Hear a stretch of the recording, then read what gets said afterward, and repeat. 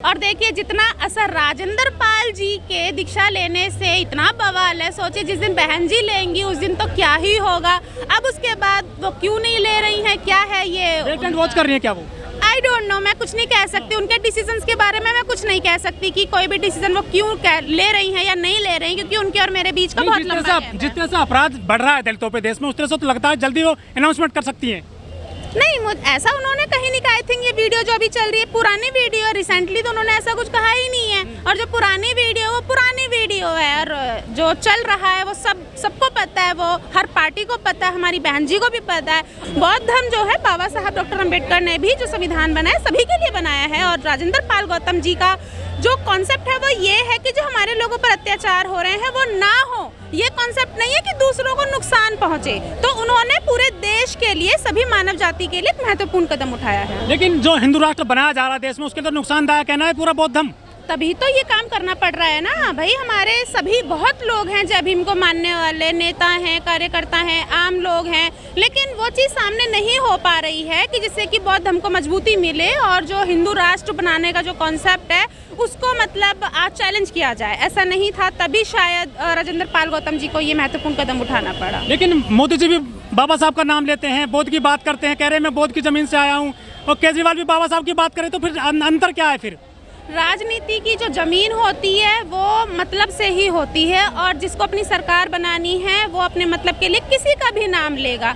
वही जो मोदी जी हैं वो जय भीम बोलते हैं या विदेशों में जाकर बोलते हैं मैं बुद्ध की धरती से आया हूँ, वही जाके काशीनाथ का मंदिर है, क्या है मेरे को तो नाम भी नहीं पता है, वहाँ गुफाओं में जाके बैठ जाते हैं, वो माथे पर बड़ा सा पता नहीं क्या लगा लेते हैं, माता जाते हैं, अमरनाथ जाते हैं। मुझे नहीं मालूम है इन चीज़ों के बारे में, कौन कौन से मंदिर जाते हैं, बनारस जाते हैं और वो पीले पीले कपड़े पहन लेते हैं, बहुत कुछ करते हैं। तो इससे साफ पता चलता है, क्योंकि जो बाबा साहब का जो संघर्ष रहा है वो मेन रहा ही जातिवाद के खिलाफ है। और जातिवाद कौन सा जातिवाद? वो जब पैदा हुए थे तो हिंदू धर्म में पैदा हुए थे। हिंदू धर्म की वजह से उन्हें काफ़ी ज़्यादा जात पात का सामना करना पड़ा था, जिसके लिए उनका आजीवन संघर्ष रहा, और उन्होंने जात पात को मिटाने के लिए संघर्ष किया। इसलिए अगर आप जय भीम का नाम लेते हैं तो कहीं ना कहीं आपको भी जात पात के खिलाफ काम करना चाहिए। लेकिन ये सरकार है, राजनीति है, सरकार बनाने के लिए एक साइड जो बाबा साहब का नाम लिया जाता है वो बाबा साहब के अनुयायियों का वोट प्राप्त करने के लिए किया जाता है, बाकी पीछे से वही करते हैं जो उनको ऊपर से इंस्ट्रक्शंस मिले होते हैं आरएसएस से।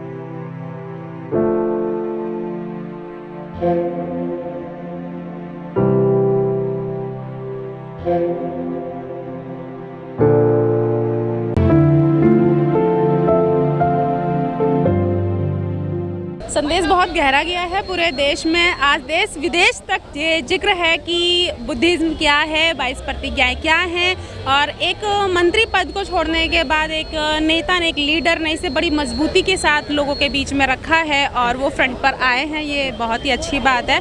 और जो बुद्ध की धरती है हमारा देश, वहाँ पे ये काम शायद आज तक की राजनीति में पहली बार हो रहा है। मेरी नॉलेज में तो नहीं है कि ऐसा पहले किसी नेता ने मंत्री पद पे होते हुए ये कदम बड़ा सैक्रिफाइस किया है। बहुत बड़ा। उनको बिल्कुल भी लालच नहीं था मंत्री पद का, और उन्होंने जो स्टेप लिया ये बहुत बड़ा है, इजी स्टेप नहीं था। मतलब दलितों के बड़े नेता बन गए हैं गौतम जी लंबी दूरी के। नहीं, ऐसा नहीं है। दलितों का नेता ये गलत स्टेटमेंट है। बौद्ध धर्म देखिए सभी के लिए इक्वल है। जो दूसरे धर्म के लोग हैं वो बौद्ध धर्म के लोगों के लिए, दूसरों के लिए गलत सोच सकते हैं, लेकिन जो बौद्ध धर्म का अनुयायी है वो कभी किसी के लिए गलत नहीं सोच सकता। 5 अक्टूबर को जो दीक्षा दी गई थी, कितना नुकसान पहुँचा है हिंदू धर्म को? इसमें नुकसान वाली क्या बात है? मुझे तो ये समझ में नहीं आ रही है। पीछे पड़ रहे हैं ना आपके?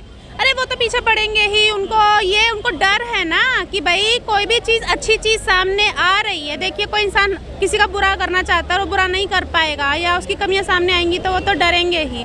22 प्रतिज्ञाओं में हर पूरे जो 22 के 22 प्रतिज्ञा, उसमें ये स्टेटमेंट है मैं ये नहीं करूँगा या मैं ये करूँगा। तो इस सब में तो मैं आ रहा है ना, ये तो कहीं भी नहीं है कि तुम क्या करोगे या तुम क्या नहीं करोगे। भाई मेरी मर्जी है, डेमोक्रेसी है, संविधान है, मुझे राइट है, मैं कुछ भी करूँ। मैं किसी भी देवी देवताओं को मानूँ या ना मानूँ, मेरी मर्जी है। मैंने अपने लिए प्रतिज्ञा ली है, मैंने उनके लिए प्रतिज्ञा थोड़ी ना ली है। तो उनको प्रॉब्लम क्यों हो रही है? उनको इसलिए प्रॉब्लम हो रही है क्योंकि 10,000 से भी ज़्यादा लोगों के साथ एक मंत्री पद पे रहते हुए किसी ने जब ये 22 प्रतिज्ञाएं ली हैं तो इसका मैसेज दूर तक जाएगा और लोग ये जरूर सोचेंगे। पहली बात तो बहुत लोगों को ये पता ही नहीं था कि 22 प्रतिज्ञाएं क्या हैं, लेकिन इसके थ्रू उन लोगों तक 22 प्रतिज्ञाएं जाएंगी, उन लोगों तक ये पता चलेगा। उनको डॉक्टर अम्बेडकर का नाम तो मालूम है ना, डॉक्टर अम्बेडकर क्या है। जब उनको ये चीज़ पता चलेगी कि डॉक्टर अम्बेडकर ने ये 22 प्रतिज्ञाएं ली थी 14 अक्टूबर 1956 को, तो डेफिनेटली वो सोचने और विचार करने की कोशिश करेंगे, जिनको सिंबल ऑफ नॉलेज कहा जाता है।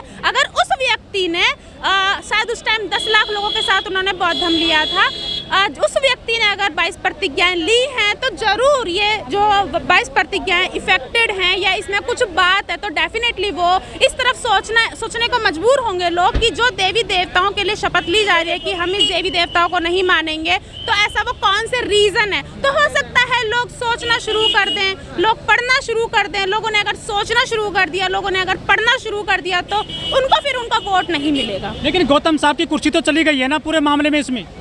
ये तो अच्छी बात है ना, ये तो और भी एक अच्छा मैसेज गया है कि कुछ तो बात है, बौद्ध धर्म में कुछ तो बात है, 22 प्रतिज्ञाओं में कुछ तो बात है, जिसके लिए मंत्री जी ने अपनी कुर्सी ठुकरा दी। लेकिन क्या समाज साथ देगा गौतम जी का, लग रहा है आपको? हाँ, मुझे लग रहा है ये समाज बिल्कुल साथ देगा। देखिए आज यहाँ पर सभी लोग हैं, दूसरी पार्टियों के भी लोग हैं, आम कार्यकर्ता भी हैं। 11 विधायक है जो दलित और दिल्ली में, उनमें से एक भी नहीं आया है। हाँ, तो वो क्यों आएंगे, उनको कुर्सी प्यारी है ना। हमारे वालों में भी बहुत लोगों को अपनी कुर्सी प्यारी है, वो भी कुछ नहीं बोल रहे हैं, वो भी गलत ही बोल रहे हैं। देखिए राजेंद्र पाल जी ने जो कुछ भी किया है वो अपने लिए नहीं किया। अगर वो अपने लिए करते तो इनफ था उनका मंत्री पद। लोग तो तरसते हैं कि हमें मंत्री में टिकट मिल जाए, मंत्री बन जाए, उन्होंने इस चीज़ की परवाह नहीं की है। इसका मतलब सीधा सा ये है कि उन्हें अपने लिए कुछ लालच नहीं है। मैंने उनसे पहले भी एक स्पीच सुनी है, एक मीटिंग को मैंने ज्वाइन किया था। उस मीटिंग में क्लियरली राजेंद्र पाल गौतम जी ने एक स्टेटमेंट कही थी, अगर आप व्यक्ति को मजबूत करेंगे तो व्यक्ति मजबूत होगा, अगर विचारधारा को मजबूत करेंगे तो विचारधारा मजबूत होगी। तो मेरा नाम मत लो, मुझे मजबूत मत करो, मैं आज हूँ कल नहीं हूँ। आप विचारधारा को मजबूत करोगे तो विचारधारा हमेशा रहेगी। ये बहुत बड़ी स्टेटमेंट थी। पूनम जी एक सवाल और आपसे, बहन कुमारी मायावती जी ने भी कहा था कि मैं करोड़ों लोगों के साथ बौद्ध धर्म की दीक्षा ले लूंगी यदि बीजेपी अपराध कंट्रोल नहीं करती है दलितों पे। क्या कहना उस पुराने स्पीच पर? देखिए बहन जी हैं, अब उस जिस लेवल पर वो हैं, वो क्या डिसीजन लेती है उसके बारे में मैं ज़्यादा नहीं जानती हूँ। पहले गौतम जी ने दीक्षा ले ली और दिलवा दी, ये तो बहुत अच्छी बात है। हाँ, दूसरा घर तो कह सकते हैं, लेकिन जो लोग इस तरह का स्टेटमेंट दे रहे हैं कि अपना घर अपना ही घर होता है, दूसरे का घर किराए का घर होता है, तो मुझे पहले ये क्लियर कर दीजिए कि आपके अपने घर में हो क्या रहा है। आपके अपने घर में अगर आ भी जाते हैं या जो लोग आपके अपने घर में हैं वो कहाँ हैं और किस स्थिति में हैं, ये भी तो बता दीजिए। बसपा पे निशाना है आपका?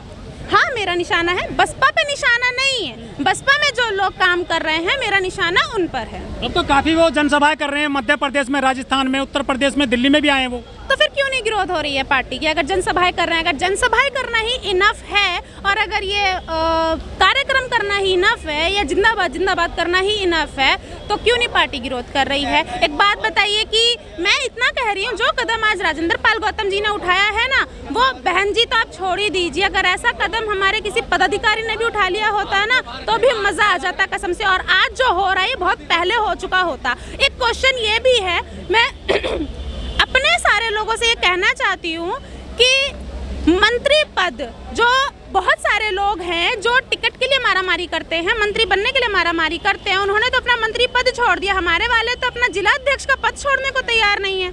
कौन से घर में बुलाने की बात करते हैं? आपके घर में जितने भी लोगों को आपने एमएलए का टिकट दिया, कितने लोग जीत कर आए हैं और कितने लोगों के जीतने की संभावना है? चलिए बता दीजिए, आप ये हिसाब दे दीजिए, हम बुला लेंगे। और मैं इतना दावे से कह रही हूँ, कोई भी अपना घर छोड़ के नहीं जाना चाहता। अपने घर में कोई तो दिक्कत होती है, जब भी तो अपना घर छोड़ के जाता है। तो आप अपने घर की दिक्कतों को देखिए ना, आपके घर में है क्या? चलिए जो पीछे हुआ सो हुआ, आगे आप किन लोगों को टिकट देने वाले हैं और कितनों को आप बता सकते हैं कि जीत कर आने वाले हैं। आपके घर की समस्याओं को भी तो देखिए, ताकि आपके घर को छोड़कर कोई बाहर ना जाए। सिंपल सा, उनके पास कोई काम धाम नहीं है, वो सिर्फ उल्टी सीधी बातें बोलते रहते हैं। अपना बचाव करना उन लोगों को बहुत अच्छे से आता है, इंस्टेड ऑफ कि वो सपोर्ट करें। अरे आप क्यों देख रहे हैं कि राजेंद्र पाल गौतम जी कोई मंत्री हैं या वो विधायक हैं, आप उनको एक इंसान के तौर पर क्यों नहीं ले रहे हैं? बौद्ध धर्म सीरियसली किसी मानवता पर आधारित है, वो मानवता की बात करते। क्यों मंत्री विधायक, जो मंत्री विधायक है वो उनका मैटर है, वो खुद देख लेंगे। उनको मंत्री बनना है या नहीं बनना है,